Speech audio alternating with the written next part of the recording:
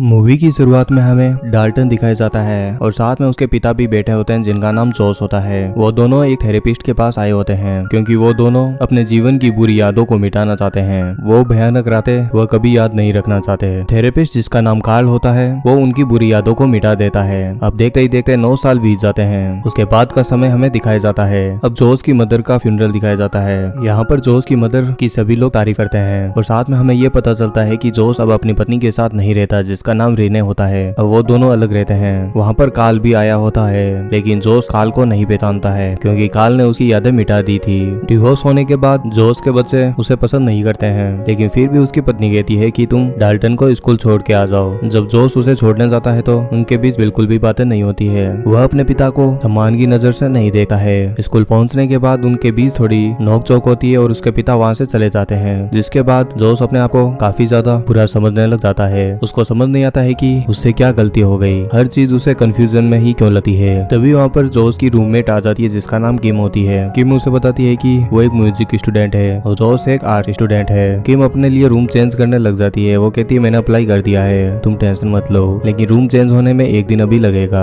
Dalton कहता है कोई बात नहीं, तब तक तुम रह सकती हो। किम डाल्टन को कहती है कि हमें अपनी लाइफ के बारे में एक एक अजीब बात बतानी है। किम अपनी एक अजीब बात बताती है तो उसके बाद डाल्टन की बारी आती है। जब डाल्टन को बताना होता है तो डाल्टन बताता है कि उसे अपने बचपन का 1 साल बिल्कुल भी याद नहीं है। उसको पता भी नहीं है कि उस साल उसके साथ क्या हुआ था। वो कहता है कि जब उसने मॉम डैड को पूछा कि उसके साथ क्या हुआ था वो सब कहते हैं कि तुम कोमा में थे, लेकिन वो कहता है कि मुझे याद भी नहीं कि मैं किस वजह से कोमा में था, क्यों कोमा में था, कैसे बाहर आया। ये काफी अजीब है। अगले दिन डाल्टन जब क्लास में जाता है तो उसकी आर्ट टीचर जो कहती है कि अपनी यादों की गहराइयों के अंदर जाएं, वो टीचर कहती है कि जब मैं 10 से उल्टी गिनती गिनूंगी उसके बाद गहराइयों से जो निकले वही आर्ट है, उसको बनाना बिना रुके। तो वो काउंट करती है 10 9 8 7 6 5 4 3 2 1। उसके बाद डाल्टन ड्राइंग करने लग जाता है और वो एक दरवाजा बना देता है। तभी अचानक उस दरवाजे से एक हाथ निकलता है और डाल्टन को पकड़ लेता है जिससे डाल्टन के हाथ से खून लगने लग जाता है और वो उस पेंटिंग पर लग जाता है। ये चीजें डाल्टन को अजीब लगती है। उसको समझ नहीं आता ये कैसे हो गया लेकिन वो नजरअंदाज कर देता है।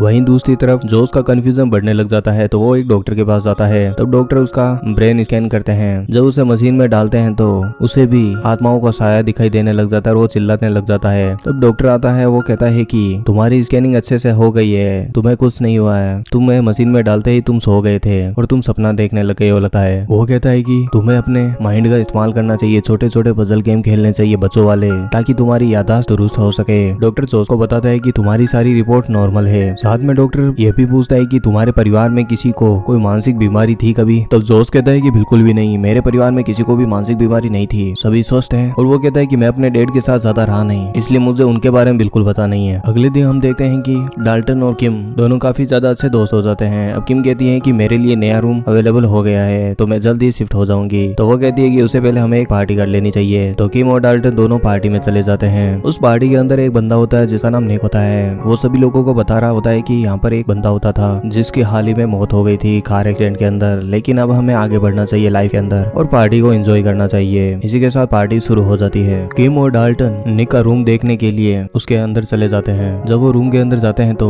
डाल्टन को वहाँ पर एक लड़का दिखाई देता है। ये वही लड़का होता है जिसका एक्सीडेंट हाल ही में हुआ होता है और वो डाल्टन को कहता है कि उस दरवाजे को बंद कर दो। डाल्टन उस बाथरूम का दरवाजा बंद करके वहाँ से भाग जाता है और बेड के नीचे छुप जाता है। लेकिन उस गधे को क्या पता होता है कि वह उस पेंटिंग के दरवाजे के बारे में बात कर रहा है, उसे सील करने के बारे में। तभी वो लड़का जिसका एक्सीडेंट हुआ होता है वो निक के ऊपर उल्टी कर देता है और निक चिल्लाने लग जाता है। तभी वहाँ पर किम आ जाती है और वो उसे जगा देती है। दरअसल ये सारा सपने के अंदर हो रहा होता है। डाल्टन उसे कुछ भी एक्सप्लेन नहीं कर पाता होता है। जब वो दोनों रूम के अंदर होते हैं तब डाल्टन उसे सारी घटना के बारे में बता रहा होता है। किम वो जब अपने रूम में सोने चली जाती है तो डाल्टन उस पेंटिंग को पूरा करता है, उस दरवाजे को पूरी तरह से लाल बना देता है और दरवाजे को रेड पेंट करते करते वो वहीं पर सो जाता है। तभी उसकी आत्मा उसके शरीर से अलग हो जाती है। तब डाल्टन को पता चलता है कि वो दूसरी दुनिया में आ गया है और इस तरह से उसे आत्माओं पर विश्वास होने लग जाता है। वहीं दूसरी तरफ जोस डाल्टन के पिता उन पर एक आत्मा हमला करती है और वो कबोर्ड में गिर जाते हैं और वहीं पर बेहोश हो जाते हैं। जब उन्हें होश आता है तो उनके पास एक बॉक्स होता है, वो दूसरी दुनिया में होता है और इस दुनिया का नाम एस्ट्रल वर्ल्ड होता है। जैसे उस बॉक्स को हाथ में लेता है वो अपनी दुनिया में वापस पहुंच जाता है। जब जोस उस बॉक्स को खोल के देखता है तो उसे पता चलता है कि उसके अंदर उसकी मॉम और डैड की फोटोज है और साथ ही उसके डैड के हाथ का लिखा हुआ लेटर्स भी है और ये देखकर वो काफी ज्यादा चौंक जाता है। वहीं दूसरी तरफ हम देखते हैं कि डाल्टन अपनी आर्ट्स क्लास के अंदर वापस अपनी दिल की गहराइयों के अंदर झांकने की कोशिश करता है तो उसे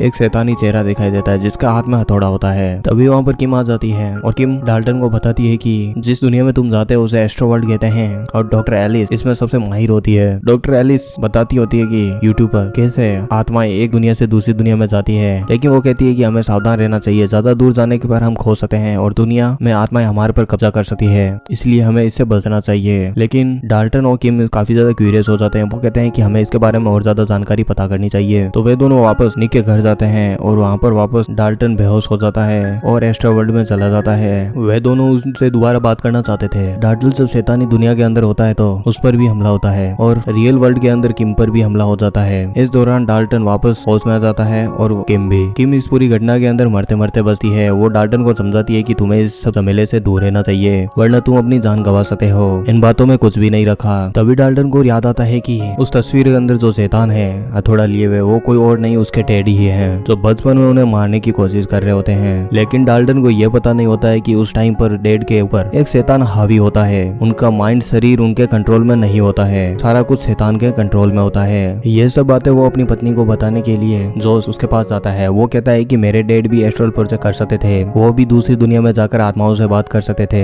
लेकिन एक हादसे के दौरान उनकी मृत्यु वहीं पर हो गई थी। वो कहता है कि अब मेरे डैड मुझे वापस दिखाई देने लगे हैं। तो उसकी पत्नी रीने उसे बताती है कि क्या पता वो तुम्हारी मदद के लिए वापस आए हैं, वो तुम्हें हेल्प करना चाहते हैं। उसके बाद रीने उसे सारी सच्चाई बता देती है। वो कहती है कि कुछ साल पहले तुम्हारी यादें मिटा दी गई थी क्योंकि जब तुमने अपने बच्चों को मारने की कोशिश की थी, मैं जानती हूँ तुम पर उस वक्त शैतान हावी था, वो तुम नहीं थे जोश, लेकिन फिर भी बच्चे हर रात तुमसे डर जाते थे, इसलिए मुझे तुमसे डिवोर्स लेना पड़ा, तुमसे अलग होना पड़ा। और इस सब से जोश काफी ज्यादा नाराज हो जाता है। रीने उसे समझाती है कि उस वक्त ये फैसला हम दोनों का साथ में लिया था कि हम इस यादों को मिटा देंगे ताकि हम एक बेहतर जिंदगी जी सके। लेकिन जोश को क्या पता था उसके बाद वो एक कंफ्यूजन भरी लाइफ जीने लग जाएगा। अब डाल्टन अपनी पेंटिंग को पूरा करने के बाद जैसे ही उस हथेड़े को पकड़ता है तो वो दूसरी दुनिया में चला जाता है और वहाँ पर देखता है कि उसकी मॉम अपने दोनों बच्चों को बता रही होती है कि उस डैड से बच के रहना होगा, हमें डैड पर शैतान हावी है। और जैसे ही उसके डैड डाल्टन को मारने वाले होते हैं तो बड़ा वाला डाल्टन उसे पकड़ने की कोशिश करता है और वो देखता है कि उसके डैड शैतान में बदल गए हैं। अब डाल्टन की आत्मा को शैतान पकड़ लेता है और रियल लाइफ में डाल्टन के अंदर वो शैतान प्रवेश कर जाता है। तभी किम डाल्टन से माफी मांग रही होती है। वो कह रही होती है कि मुझे माफ कर देना, मैंने तुम्हें काफी ज्यादा बुरा भला कह दिया,